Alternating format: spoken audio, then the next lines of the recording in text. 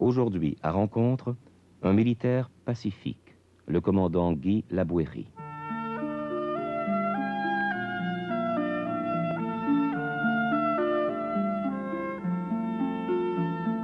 Le commandant Guy Labouéry a passé la moitié de sa vie à bord de vaisseaux de guerre. Au moment de cette entrevue, il commandait depuis quelque temps le Montcalm qui veillait au large du Liban. Le commandant Labouéry est donc sans cesse devant un dilemme, à savoir si l'on peut tuer pour un motif quelconque, surtout pour établir la paix. Il se sent de plus, comme tant d'autres militaires, remis en question par les grands mouvements pacifistes. Or, cet officier de marine étonnant, qui est de plus professeur d'état-major à l'École supérieure de guerre navale, a publié aux éditions du Cerf en 1982 « Dieu de violence ou Dieu de tendresse », un ouvrage dans lequel il expose le fond de sa réflexion de chrétien sur le difficile problème de la guerre et de la paix. Le commandant Guy Labouéry est interviewé chez lui à Paris par Marcel Brisebois. Guy Labouéry, est-ce que je peux me permettre de vous appeler ainsi ou s'il faut que je vous appelle... Non, appelez-moi Guy, pas de problème. Vous êtes militaire. Militaire. Vous avez même... vous êtes un haut gradé. Non, non, pas un haut gradé, non, non, du tout. Non, enfin, quand même, vous commandez un bateau. Je commande un bâtiment, oui, un des derniers nés de la marine française, le Montcalm. Comment êtes-vous devenu militaire? Oh, peut-être par tradition familiale, puisque je suis fils, petit-fils, arrière-petit-fils de militaires de l'armée de terre, tous. Peut-être parce que j'y ai découvert, et d'ailleurs toute ma carrière depuis n'a fait que me le confirmer, que dans ce milieu, on rencontre beaucoup de gens qui sont fondamentalement attachés aux problèmes des hommes, parce que par le commandement des hommes, on est en permanence affronté à tous les problèmes humains, et que c'est extrêmement attachant. La mer, eh bien, parce que j'ai toujours été séduit par la mer, ayant passé la plus grande partie de ma jeunesse au bord de la mer, et peut-être par beaucoup de ces dimensions de réflexion, de méditation, d'attente, de liaison entre les différents mondes, etc. Je n'ai pas l'occasion d'interviewer souvent de militaires. C'est même, je crois, la première fois que j'interviewe un militaire. Et j'aurais peut-être besoin d'exorciser certaines images. Certaines images. D'abord, évidemment, bon, vous êtes français, vous êtes européen, et peut-être que mes images sont américaines. Et la première image que j'ai, c'est l'image de ces militaires américains qui sont extrêmement puissants, qui ont un pouvoir politique extrêmement puissant. Est-ce qu'il en va ainsi? Est-ce que c'est normal qu'un militaire ait un pouvoir politique? Non, je ne pense pas. Personnellement, je suis tout à fait opposé à ce qu'un militaire, de près ou de loin, ait d'un pouvoir politique. Ceci étant, au niveau le plus élevé d'une hiérarchie, il est bien certain qu'un officier général de haut rang est conseiller militaire d'un gouvernement et par conséquent puisse exercer une certaine influence sur ce gouvernement. Mais je pense qu'il est là en tant qu'expert militaire et pas du tout en tant qu'homme politique. Oui, mais il n'en demeure pas moins qu'on a bien l'impression, et encore plus peut-être dans la conjoncture actuelle, que le gouvernement des pays se font dans la perspective, tout au moins sur un fond de scène qui peut être la guerre. Oui, c'est vrai, de même qu'il est vrai que sur les 150 pays que compte à peu près la communauté internationale, il y en a plus d'une centaine qui sont sous des dictatures militaires, et que ceci, bien sûr, n'est pas sans inquiéter les démocraties qui restent, mais je crois qu'il faut absolument que jamais le militaire ne prenne une part de pouvoir politique, ça se termine toujours mal. J'en suis convaincu. J'ai un autre problème. J'ai un autre problème, c'est le fait, encore plus gêné, je dirais, du fait que vous êtes chrétien. Qu'on soit militaire, ça peut toujours aller. Bon, on dit qu'il faut une armée, etc. Mais vous êtes chrétien, et je ne peux pas oublier le cri de Paul VI aux Nations Unies il y a quelques années, « Jamais plus la guerre ». Comment peut-on être chrétien et envisager une carrière militaire? Je suis toujours surpris de voir que dans toutes ces grandes discussions à l'heure actuelle sur l'armement, le désarmement, la guerre, pas la guerre, le pacifisme, pas le pacifisme, à quel point l'on est incapable, moi tout le premier d'ailleurs, de faire le bon, que je crois indispensable et au-delà duquel on ne trouvera pas de réponse, entre ce qui est des données personnelles et ce qui est des données collectives. Je n'arrive pas à imaginer qu'un homme politique qui est responsable d'une collectivité puisse avoir les mêmes réflexes qu'un individu qui peut très bien admettre de ne pas se défendre, qui peut très bien admettre de donner sa vie personnelle, il n'engage que lui, et un homme politique engage celle de tous les autres qui lui font confiance. Il n'y a donc pas de commune mesure entre les deux.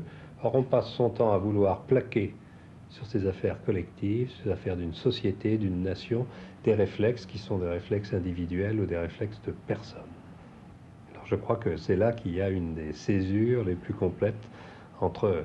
Or, le chrétien, moi je constate que pour le moment, car nous sommes loin d'avoir réalisé l'Église, même sur terre, le chrétien est essentiellement j'allais dire, de tentation personnelle, de présentation personnelle. C'est sa foi personnelle et il arrive très peu à vivre même simplement en communauté. Regardez simplement ce qu'est une paroisse. C'est un assemblage d'individus. Je n'ai pas encore rencontré une paroisse qui soit vraiment une communauté. Alors, face à la société, face à un État, face à une nation, le chrétien a des réflexes personnels, alors qu'il faudrait qu'il acquiert des réflexes collectifs, des réflexes communautaires. Et voilà, je crois, comment on peut être à la fois chrétien et militaire, mais ça ne va pas sans déchirement, soyez-en sûrs. Je crois que c'est une question qu'il faut se reposer tous les matins. C'est voilà, en première approximation, ce que je dirais. Donc, militaire, vous acceptez de faire la guerre, vous acceptez éventuellement, il faut bien le dire, que des hommes soient tués à cause d'ordres que vous allez donner. Oui, absolument. Et je crois que, vous savez, mon métier, moi je crois que j'essaie de le vivre, hein, ce que je dis toujours, comme une méditation sur la mort. La mort donnée et aussi la mort reçue, parce que l'un ne va pas sans l'autre. Mais pas du tout dans un but négatif, mais au contraire pour privilégier tout ce qui est de la vie. Aussi bien la vie des gens qui sont sous mes ordres, que la vie des autres dans la mesure du possible, et que de privilégier tout ce qui représente la vie et tout ce qui doit être défendu comme participant de la vie d'une société, participant de la vie de la nation à laquelle j'appartiens. Je dirais que j'ai un petit peu, au fond, l'attitude de Judith, vous savez, dans l'Ancien Testament, cette femme... On pourrait longuement parler de Judith parce que c'est un cas extrêmement intéressant, mais je crois que ça doit être un petit peu le modèle de l'officier chrétien.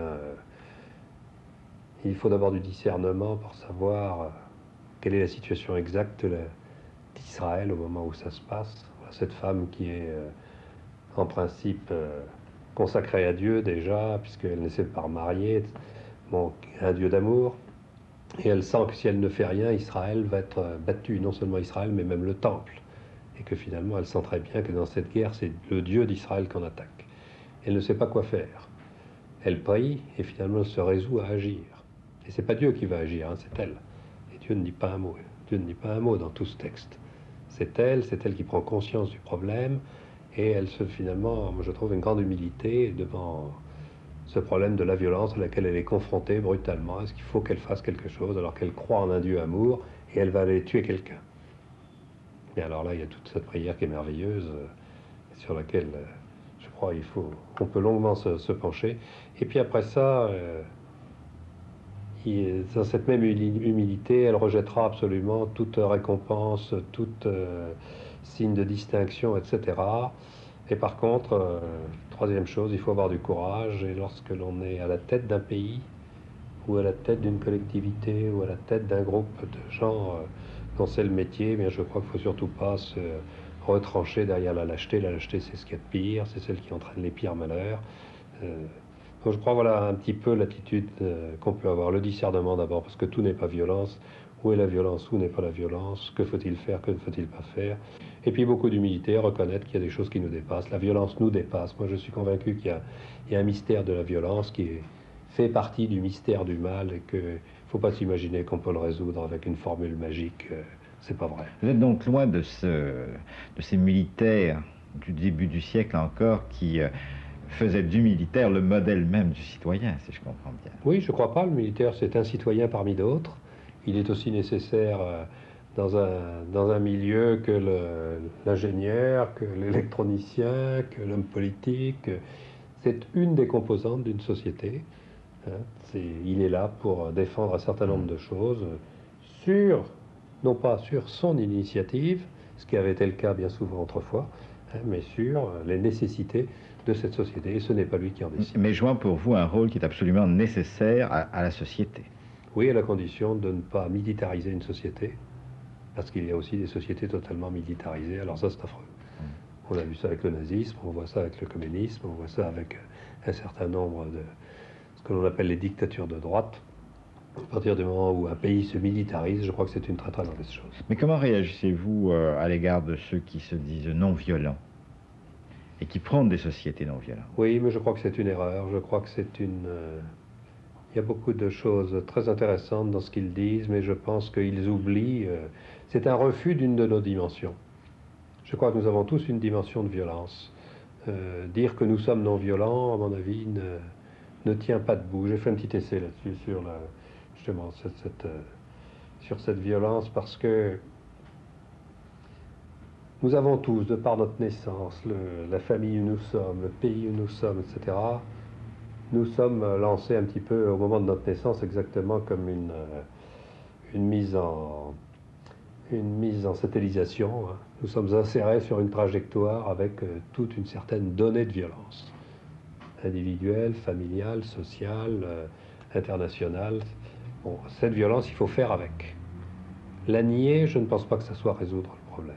Je voudrais en prendre un tout petit exemple, si vous voulez. Vous avez peut-être suivi ça il y a quelques années. Il y avait dans les alentours de Paris, ici, pas très loin d'ici, une communauté non violente, de garçons et de filles de 25-30 ans, qui ont été attaqués un beau soir par un groupe de rockers. Je ne sais pas si ça s'appelait comme ça à l'époque. Des gens en moto qui sont venus, qui ont, sans aucune défense des garçons, parce que les garçons estimaient qu'il fallait être non violent, paralyser les garçons, puis ont violé toutes les filles. Très bien. Ils sont revenus la semaine d'après, et à la 3e semaine, toute la communauté a explosé littéralement. Parce que ces jeunes femmes ne pouvaient pas accepter, bien sûr, de vivre, sous prétexte de non-violence, une violence imposée par ailleurs de l'extérieur. Alors je crois qu'on essaie d'être le moins violent possible, qu'on essaie de lutter contre la violence sous toutes ses formes, oui, mais je crois qu'il ne faut pas nier la violence, elle existe, et par conséquent, il faut essayer de la contrôler, mais pas penser que l'on peut résister aux lance-flammes des nazis avec de la non-violence, en ne faisant rien. On a toujours mis en avant l'affaire de la Tchécoslovaquie, oui. Et Gandhi. Ça a duré 8 jours. Ben, Gandhi, c'était... Gandhi, l'Inde. Je crois que Gandhi a pris... c'était un très bon stratège, si je puis dire, ou un très bon tacticien. Il a pris exactement le moyen qu'il fallait face aux 60 000 soldats anglais, parce qu'on oublie toujours qu'il n'y avait que 60 000 militaires anglais aux Indes. Donc sur ce pays de plus de 3 millions de kilomètres carrés, face à 600 millions d'hindous, c'était inutile de faire une guerre qui aurait servi à rien. Je crois que la non-violence était la meilleure. Enfin, ce qu'il a appliqué était le meilleur système, et que s'il avait eu affaire aux nazis ou à d'autres troupes, je pense que ça aurait été terminé en 8 jours. Donc il a choisi, et qu'il aurait choisi probablement un autre mode d'action. Il a choisi le bon mode d'action du moment. Autrement dit, la non-violence, oui, dans certains cas, mais comme panacée, ça je ne crois pas. Mais est-ce que vous êtes de ceux qui disent que pour obtenir la paix, il faut préparer la guerre? C'est la grande formule. Est-ce qu'il faut préparer la guerre? Alors maintenant, moi je dirais qu'il faut préparer la non-guerre. C'est bien pire que la guerre, vu les armes modernes. Car, par exemple, ce que nous faisons, lorsque nous fabriquons des armes nucléaires, en principe, nous préparons la non-guerre. Oui, précisément. Pour obtenir la paix. Vous savez très bien qu'actuellement, ce débat n'est plus simplement un débat politique, qui est devenu un débat qui trouve sa place maintenant parmi les croyants. Absolument. Faut-il permettre des essais de missiles dans tel ou tel pays? Peut-on accepter que nos pays s'arment? Et vous savez par exemple qu'en Angleterre, en Allemagne, un peu partout dans le monde, les chrétiens, soit à titre individuel, soit par leur épiscopat, prennent position. Comment vous réagissez devant ça, vous qui êtes militaire? Moi je crois qu'il faut que les épiscopats prennent position. Il faut que tous les chrétiens prennent position sur le phénomène de la paix et de la guerre. Ça me paraît absolument indispensable que tout le monde étudie ces problèmes-là. Ce qui me fait toujours un petit peu hésiter devant toutes ces prises de position, j'ai toutes les prises de position des évêques américains, là, quelque part, que je trouve très intéressantes. Hein. Ils ne sont jamais complets. Ils ne sont jamais complets, d'où quelquefois un certain malaise devant beaucoup de ce qui est dit. D'abord, je prends la dernière lettre des Américains. On ne parle que d'armes nucléaires. Je trouve que c'est un peu court, parce que les armes nucléaires, après tout, ne sont que l'une, le plus spectaculaire, celle qui frappe le plus les Américains, puisque ce sont eux qui l'ont employée, les seuls, pour le moment. Mais ce n'est qu'une des possibilités. Il y a des possibilités bien plus terribles maintenant. Je n'entends rien sur les armes biologiques. Je n'entends rien, j'allais dire, sur les armes spirituelles. Mais c'est tout ce qui est le mensonge systématique, la propagande, les informations, propagande, etc. Je n'entends rien sur les armes conventionnelles. Or, on fait des armes absolument fantastiques. Et qu'aller voir à Beyrouth les résultats de certaines de ces armes. On n'entend rien sur tout ça. Autrement dit, on a l'impression qu'on focalise, je crois que c'est d'ailleurs un petit peu inéluctable, parce que depuis 40 ans, le monde vit sous ce terme de l'arme nucléaire, mais il se prépare bien d'autres choses qui ne sont pas moins dangereuses que les armes nucléaires, qui peuvent même paralyser un peuple, après tout, par des incapacitants chimiques ou autres, simplement avec quelques centilitres de produits mis dans les grandes cuves de réserve des grandes villes en eau douce. Et on transformera tout un peuple en peuple de moutons, etc. etc. Donc ça me paraît tout aussi important. Je dirais pas que j'ai presque l'impression d'un combat de retardement, mais un petit peu. Et en même temps, je crois que c'est indispensable parce qu'enfin, il n'est pas admissible. Je crois qu'il n'est pas admissible. C'est une autre chose qui me frappe, c'est que toute cette discussion, c'est une bagarre entre occidentaux. Par occidentaux, j'entends les Amériques, l'Europe occidentale et l'URSS. C'est-à-dire les gens qui ont plein d'argent, les gens qui ont plein de moyens technologiques, qui ont des tas de facilités dans tous les domaines, qui ne pensent qu'à une chose, c'est à s'autodétruire. Et pendant ce temps-là, il y a 4 milliards d'individus qui n'ont pas à manger, qui n'ont pas d'école, qui ont faim dans le domaine spirituel, dans le domaine affectif, dans le domaine social, un tas de choses. Et nous, les 800 millions de privilégiés, nous sommes en train de nous envoyer à la figure des tas d'anathèmes, des tas de choses qui ne font que nous détruire. Et moi, je suis quand même un petit peu, pas sceptique, mais un petit peu au recul devant tout ça. Je crois que c'est indispensable, mais qu'on ne va pas au vrai fond des choses. Mais justement, est-ce qu'il ne faudrait pas renoncer à cette course aux armements, tout cet argent gaspillé pour des armes qui depuis des années sont inutiles de toute façon? Ça fait 40 ans qu'on perfectionne des armes qui finalement sont stockées, sont détruites, etc. Est-ce qu'il ne faudrait pas mieux en finir avec cette course aux armements, à cette course militaire, et aider ces pays? J'en suis bien convaincu. Malheureusement, je crois que pour cesser la course aux armements, il faut que tout le monde la cesse, sinon il ne se passera pas grand-chose. Il y a quand même une chose qu'on oublie un peu trop souvent de rappeler, même si les évêques américains l'ont quand même rappelé, c'est qu'en face, qu'on le veuille ou pas, il y a un projet mondial, et c'est le seul projet mondial qui existe, ce qui fait sa force, car les autres n'ont rien. En face, vous voulez dire les sociétés marxistes et léninistes. Elles ont un projet mondial, et ils estiment, probablement à raison, qu'elles ont le temps devant elles, qu'elles mettront le temps qu'il faudra, que ce projet mondial, il se réalisera petit à petit, soit par la guerre, soit de préférence par la paralysie petit à petit des autres, par la façon de les faire capituler sans guerre, s'il le faut. Mais devant ce projet mondial qui est un projet conquérant, qu'on le veuille ou pas, même si par moments il se retire par d'autres, je crois que nous n'avons pas... Il est très difficile de prendre une politique de désarmement systématique a priori. Je pense que l'on peut faire dans un certain nombre de domaines beaucoup de choses, parce que je pense que... Enfin, je ne voudrais pas m'avancer parce que je n'en ai pas les compétences, mais je pense que dans beaucoup de domaines, revenons à l'histoire simplement, et l'élection de M. Kennedy. Il faut quand même, je crois que maintenant tout le monde est à peu près d'accord pour dire que M. Kennedy, en mentant sciemment, a relancé la course aux armements. Car le fameux missile GEP de Kennedy n'existait pas. Les Américains avaient de très loin la supériorité sur les Soviétiques. Mais en relançant cette fameuse querelle sur la nécessité de fabriquer 1000 missiles intercontinentaux, on a relancé une course aux armements absolument gigantesque. C'est pour ça que je crois que, ce que je disais tout à l'heure, la première qualité dans ces affaires de violence, c'est le discernement. Mais pas facile. C'est très difficile. Alors quels critères a-t-on? Quels critères dispose-t-on pour opérer ce discernement? Je crois que le premier critère, c'est de ne... J'allais dire quelque chose d'affreux, c'est de ne pas faire confiance aux techniciens du désarmement. Je crois que c'est aux hommes politiques à jouer et à prendre leurs responsabilités. Je crois qu'il faut... Les affaires militaires sont trop sérieuses pour être laissées aux mains des seuls militaires, c'est ça que vous voulez me dire? Ah oui, non, je pense que de toute façon, tout est trop sérieux. Dans une collectivité, on ne peut laisser... Dans une collectivité démocratique, on ne peut laisser les choses que dans les mains des hommes politiques, c'est-à-dire de ceux qui sont élus pour ça. Et tous les autres sont les serviteurs de cela. Moi, ça, pour moi, c'est sans ambiguïté aucune. Hein. Seuls ont le pouvoir ceux qui sont élus. Et ceux qui ne sont pas élus ne sont que les serviteurs. Mais qui souvent, malheureusement, on a souvent l'impression que ceux qui sont élus sont manœuvrés par... Alors voilà, c'est tout le problème, mais oui, mais c'est ça la vie de l'homme, hein, je crois. Alors, je n'appellerai pas ça un jeu, parce que c'est bien plus important et bien plus fondamental qu'un jeu, mais tout le monde appelle ça les jeux de la politique, les jeux de ceci, les jeux de la guerre, les jeux de la stratégie.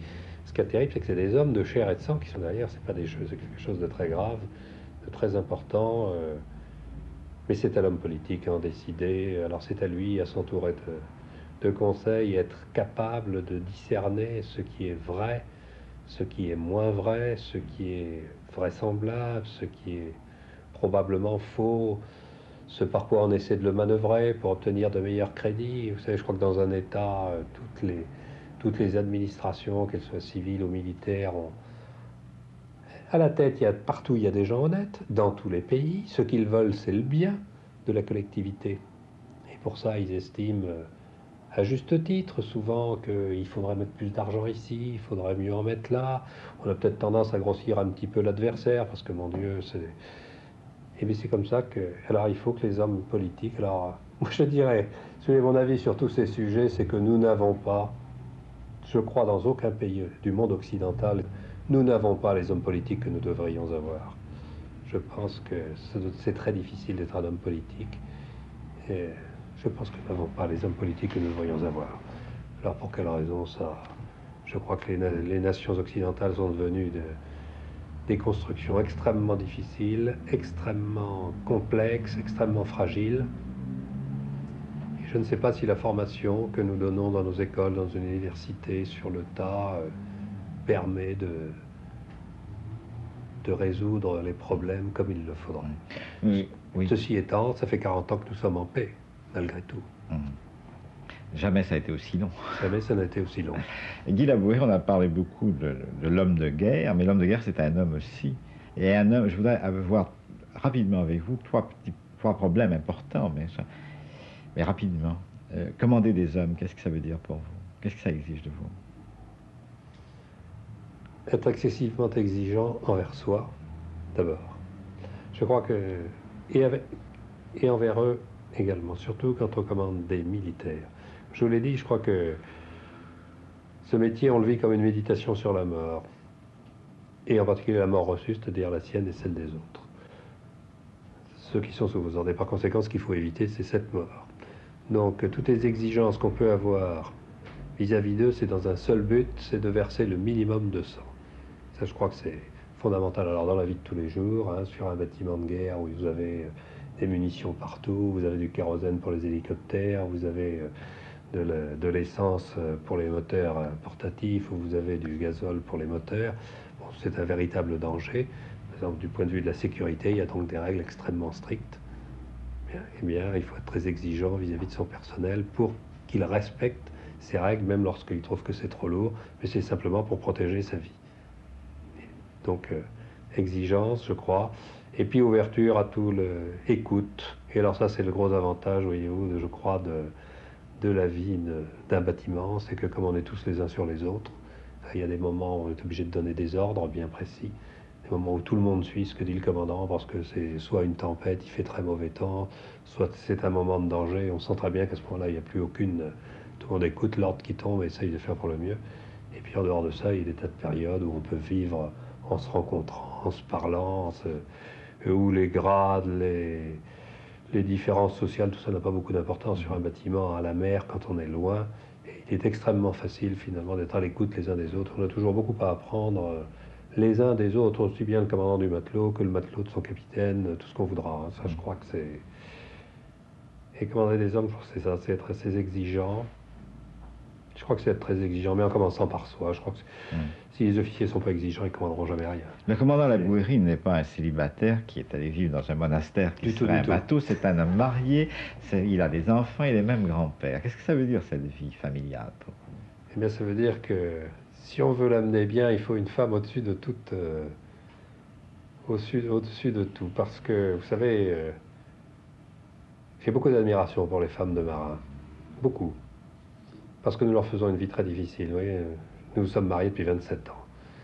Sur 27 ans, nous avons passé 13 ans et demi à peu près ensemble.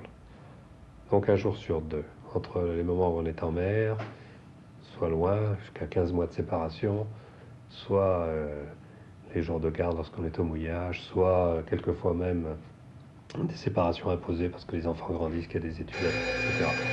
Donc s'il n'y a pas une femme capable de tout faire, de tout prendre en main depuis la réparation d'un fer à repasser jusqu'à l'inscription dans les écoles, eh bien, on aurait beaucoup de mal à faire le métier de marin. Donc la vie familiale, je crois que c'est d'abord une confiance totale avec sa femme. Oui, je crois que c'est d'abord ça. Et puis c'est une femme qui est capable de faire vivre le père en permanence lorsque vous n'êtes pas là. Et où lorsque vous revenez, vous vous sentiez inséré dans votre famille. Même si vous revenez, moi ça m'est arrivé plusieurs fois de revenir après plusieurs mois et finalement, vous savez, c'est assez fantastique. En dehors de la timidité première, du premier contact avec les enfants, surtout au moment de l'adolescence, on s'aperçoit que rien n'a changé, on est exactement au même niveau de préoccupation. Alors ça, moi j'admire beaucoup les femmes de marins qui sont capables de faire ça. Guy Labouéry, je vous remercie. Rappelons que le commandant Labouéry, qui est marié et même grand-père, a publié Dieu de violence ou Dieu de tendresse aux éditions du Cerf. Cet officier de marine a écrit ce livre à la suite de récentes études de théologie et de Bible qu'il a complété à Paris avec sa femme.